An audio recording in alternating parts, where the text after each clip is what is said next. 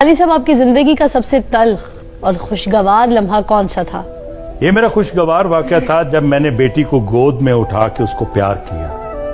اس سے اچھا واقعہ، اس سے اچھا لمحہ کوئی اور نہیں آ سکتا۔ ماشاءاللہ۔ اور تکلیف دہ لمحہ آج میں اپنے دیکھنے والوں کو بتاؤں۔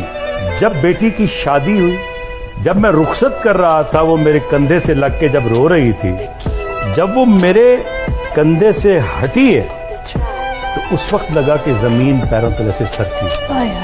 پھر کیا ہوا، میری بیٹی ماں بننے والی تھی، تو اس نے کہا ابو آپ آئیں گے ہاسپٹل میں، میرے ساتھ جائیں گے، آپ نے میری بیٹی کو پہلے گود میں اٹھانا ہے، اس کو پیار کرنا ہے، اور آپ نے اس کو میرے بازو پہ رکھنا۔ میں اور میری بیوی ہم اسلام آباد چلے گئے۔ لیبر روم کے باہر میں کھڑا ہوا تھا تو اس نے کہا مبارک ہو، نواسی ہوئی ہے۔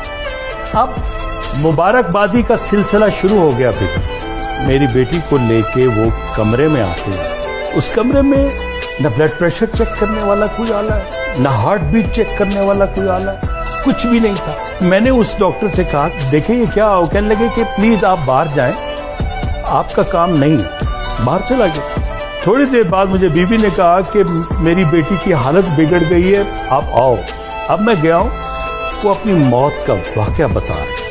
وہ بتا رہی ہے کہ میری ٹانگوں سے جان نکل چکی ہے، اب میرے ہاتھ اور بازو ختم ہو رہے ہیں، میری آنکھیں ختم ہو رہی ہیں، مجھے دکھائی دینا بند ہو رہا ہے، میں مر رہی ہوں، میں ختم ہو رہی ہوں، مجھے کوئی بچا سکتا ہے؟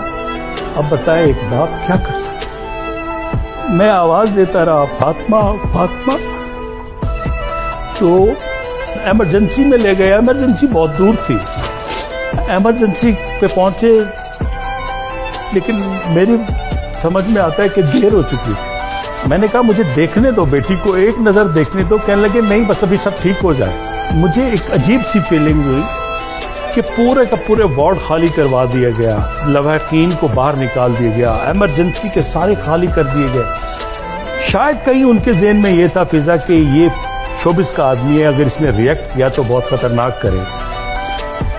میں بس اسی سوچ میں بیٹھا ہوا تھا۔ میرا بڑا بھائی، کیونکہ میری بیٹی میرے بڑے بھائی کے یہاں بیاہی ہوئی ہے، بھتیجے کے ساتھ شادی کی، تو بڑا بھائی اور میں ہم دونوں بیٹھے ہوئے ہیں، اور وہ کہہ رہے ہیں کہ جی آپ اندر آئیں، آپ کو بتاتے ہیں۔ بیٹھے ہیں 5-7 ڈاکٹر بیٹھے، میں بیٹھا ہوں۔ وہ کہہ رہے ہیں کہ ہم نے بہت کوشش کی ہے لیکن آپ کی بیٹی کو نہیں بچا سکے، ہارٹ فیل ہو گیا۔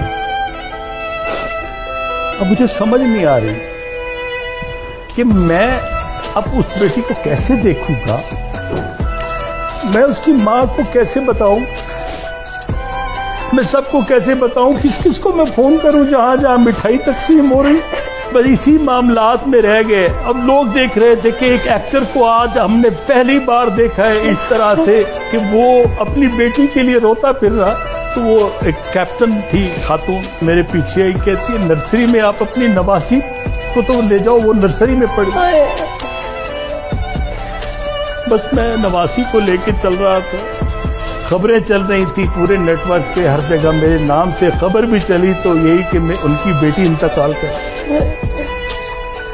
راولپنڈی سے ملتان تک 13 گھنٹے کا سفر ہم نے کیسے کیا؟ میں گاڑی چلا رہا ہوں اور پیچھے میت ہے، ایمبولینس ہے۔ میں نے کیسے